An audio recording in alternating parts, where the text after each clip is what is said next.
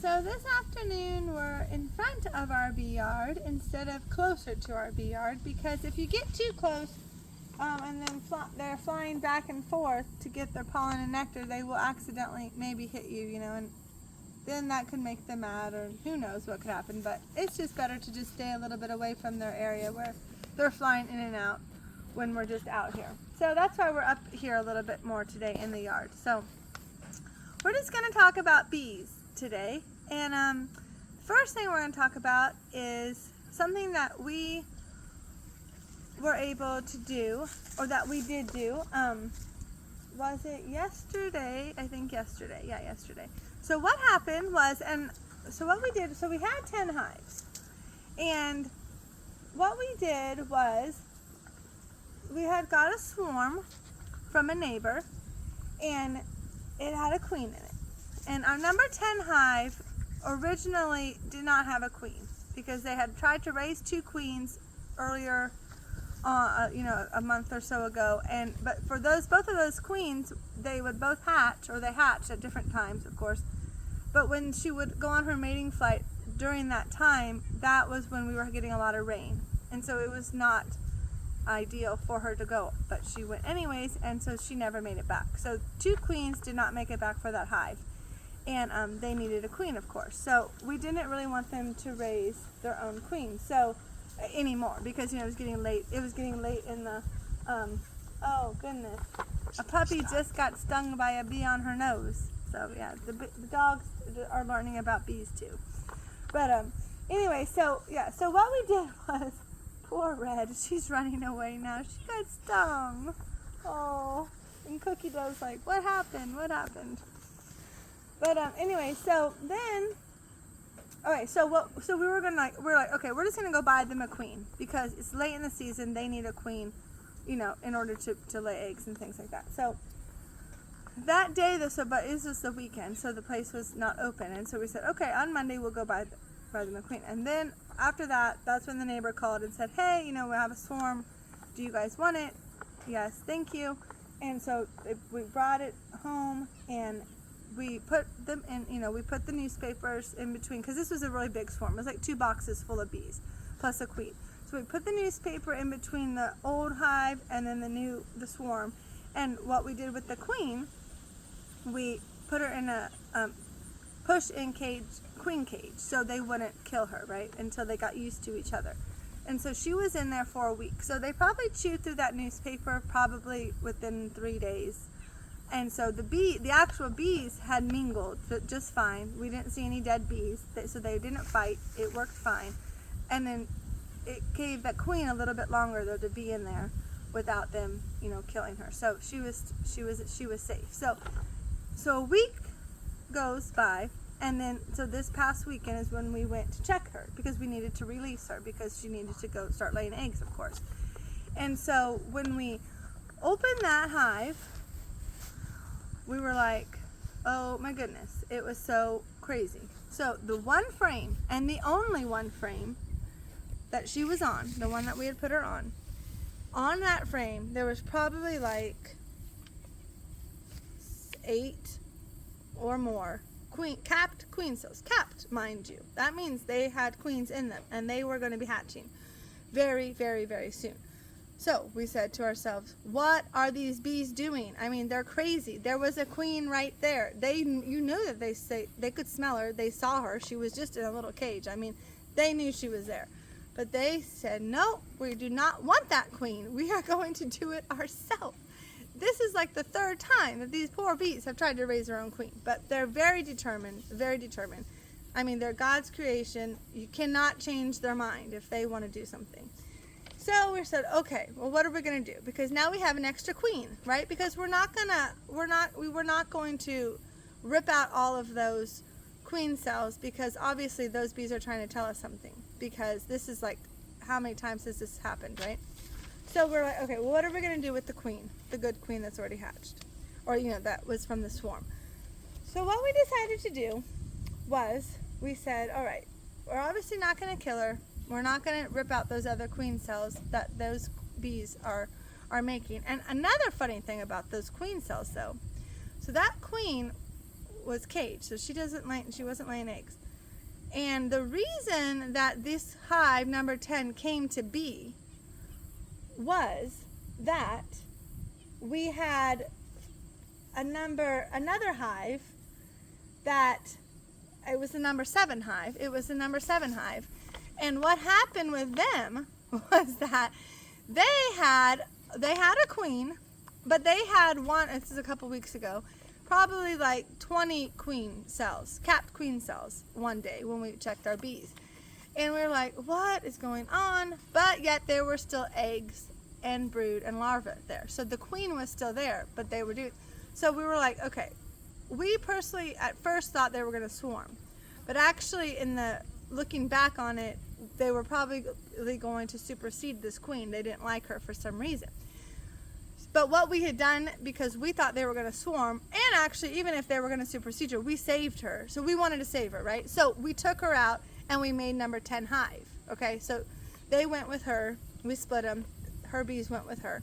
So we thought, okay, this is good, right? So they're going to be good. Well, they kept on making capped queen cells. And we're like, why are you doing this? The queen is there, because obviously if they have capped queen cells, they have to get the eggs from somewhere. So we were taking them out. We were, taking some of those capped queen cells out throughout those couple weeks, because we were like, she's there, she's there.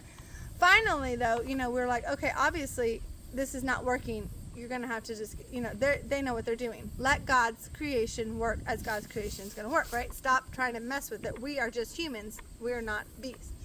So that's how number 10 hive even came to be about, was because of number 7 hive. So now we have number 11 hive due to the swarm, and number 7 it's kind of in a 7, now 10, now 11, and it all kind of really started with number 7. So number 10, they are having those capped queen cells, but the funny thing is there are eggs and there is larva right now as we speak. That queen, we have never found her, visually, but we saw eggs. Obviously, she's there. But again, they don't like her. We don't know why they don't like her. We kind of feel bad for her. But the problem is we can't really separate her out because we can't find her. So we're just going to have to let God's creation do what they want, that they know that they need to do. So they probably are going to have, the new queen will hatch, like I had stated.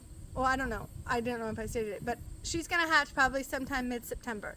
That should be good weather, or beginning of September maybe in a week.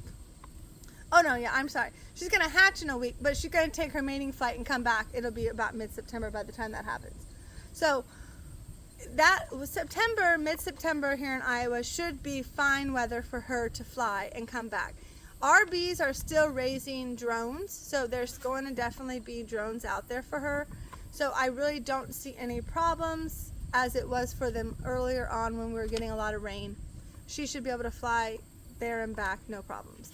Because, we have raised, 8 of our own queens this year, successfully, the bees have, with no problems. So I don't find that to be a problem. So they're going to get a queen pretty soon, and then they're going to be fine.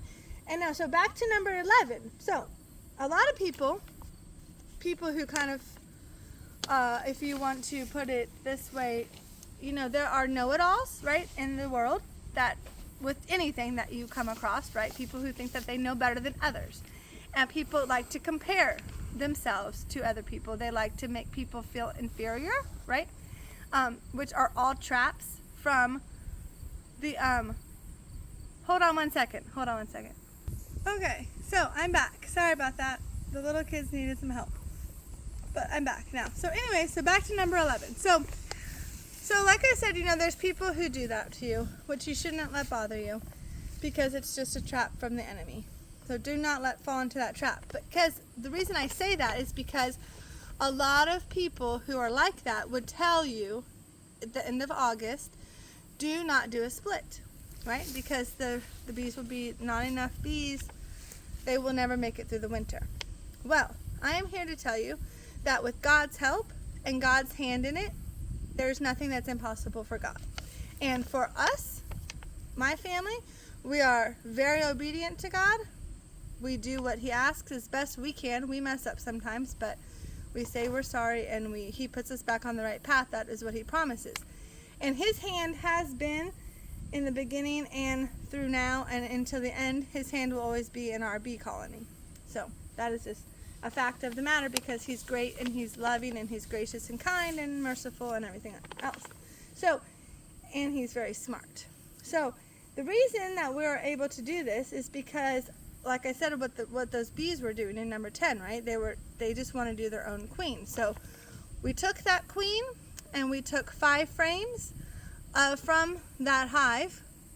Okay, so what we did, how we got to number 11 hive, we took the queen from the swarm, like we talked about, right? Because number 10 is raising their own queen. They don't want her. They want one from their swarm, or one from raising their own queen. So we took the swarm queen back. We put her in a queen clip. So we collected her. We put her in a queen clip. And then we took 5 frames from number 10 hive that had a mixture of honey. It had a mixture of nectar. It had a mixture of pollen. It had a mixture of bee bread. And it actually even had, I think, some brood in it as well. So we had those 5 aspects and of 5 frames, with 5 frames. And we moved to number 11 hive of the box, right? And then we put her in there. And also, okay, so we took those 5 frames, the full frames of the things I just said, and then also, because there's 10 frames, of course, in a box, so that would only be 5, right? So then the other 5 frames in that first box are just drawn out frames, so she's ready to lay. And we were debating, well, do we put her back in a cage and put her in there to keep her safe? Back and forth, we didn't know. But she had been in a cage for a week, so she really needed to go out and start laying eggs. So we said to ourselves, well, you know what? These bees have been with her. These are her bees. They're not going to try to kill her. So let's just let her do what she needs to do. So we put her, we just put her in there in the bottom box with those frames, and we put the lid on it. So this was yesterday, right? Okay, so we're like, okay, now everybody's going to be happy. It's going to be great. Then today, so my husband and me were talking, and we were thinking, well, for what we do for our bees, because we have a variety number of size hives, right? Some big, some medium, some small. And this has been going on this whole season, because as wonderful as our bees have been going, because God's hand has been in it, I mean, he's just blessing it over and over and over again. So, like our very first hive at this point is a smaller hive, right? Okay. And then you have big, big, big, big, then kind of medium, medium, medium, then small, small, small. So what we do when we have smaller hives, we like to help them out. We like to have our big hives help out the little hives as far as being giving them things, because our big hives are so successful, right, with building, drawing out comb, putting resources in that comb, laying. The queens are wonderful. They're laying eggs like crazy, and then they cover them, so then you have the brood. So we actually let them help our small hives, and the way we do that is we take some of those frames of those resources or eggs or capped brood, and we give it to the smaller hives, right? So we don't take it all. Of course, we don't devastate anybody, but the bigger hives always will have that excess that they can spare. So we have been doing that throughout this season, and that's why our bees have, that's one of the reasons our bees have been doing so well as well. So what we did, so that's what I mean. So number 11 now, because as you can see, there's 2 boxes there, right? See over there, number 11, there's 2 boxes. And you would just tell me, well, you just said that you gave her 1 box yesterday. How did the second box get on there? Well, like I said, me and my husband were talking, and because we've done that with all of our other hives, the smaller ones, we're like, we need to go to our other hives, and we need to take some of those resources and brood and give to this number 11 hive to help them, so then they can grow quicker until she's, until they really got it going, right? So what we did, so we went to one of the hives. It looks to me like it was the number 7 hive. That number 7 hive. I tell you, these 3 hives are really interconnected. They really are. So the number 7 hive, if you remember, you can go back to my channel and see a video of this when we discovered this, that the number 7 hive, that queen, when she came back, she hatched, she went on her meal, she came back. She had a funny idea that she was going to go lay her eggs wherever she wanted to in this hive, and there were eggs and brood in the honey super, one of the honey supers. So we're like, okay, well, this is not necessarily a good thing. It wasn't really that big of a deal though, because we had already extracted our honey. There's a video of that too that we did earlier in the summer, or the middle summer. And so we weren't really that concerned about it because we weren't really going to take that honey anyways. But we're like, but really she needs to be down there doing it in the 2 boxes just to stay warm in the winter, because that's, you don't want them everywhere, right? But so we're like, okay, so what are we going to do with number 7 hive? So we're kind of getting upset. It was hot. We were just like, oh, what's going on? We're getting frustrated, hot. So we're like, you know what?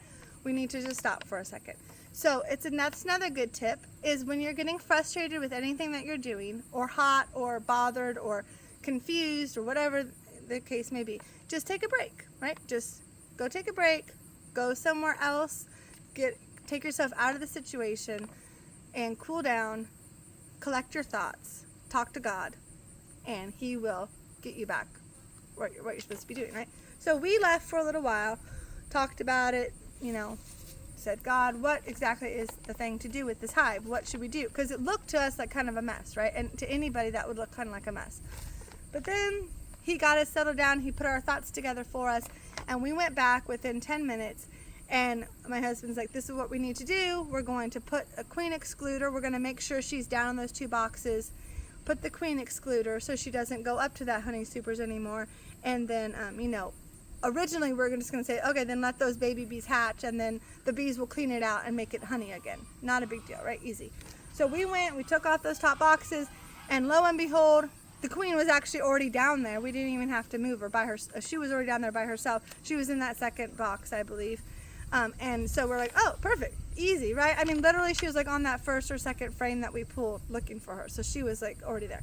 So we're like, oh, perfect, no, not a big deal. So we put that frame back in there, we put the queen excluder on, we put the 2 boxes back on, and we were done.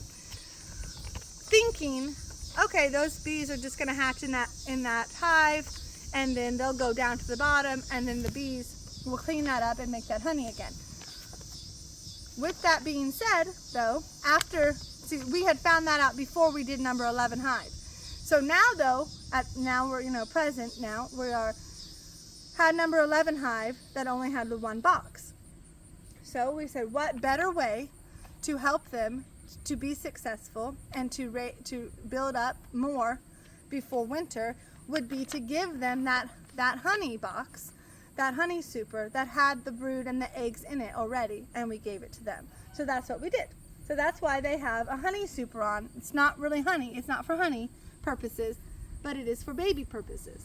So that has brood in it, that has eggs in it, and honey. It actually does have honey in it as well, because like I said, that was a mixture, right? So that has honey in it too. So now number 11 hive is going to be wonderful. And actually another thing that happened, so when we put that on, because we just did that today, and so we saw the queen that from the swarm, she was literally just in there from yesterday.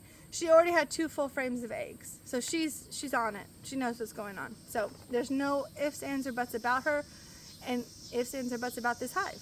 God's hand is in it. It's all over it. It's going to be successful. And now also another tip that we did, because if you do that, what we did, without making, fighting or killing of bees getting upset with each other. So we did yesterday is when we did that bottom box. So we took those 5 frames and that queen from the swarm and the bees over there, right? And then we put the lid on it. So the foragers that were from number 10 that kind of went with her right to number 11 just because they were on the frames, right?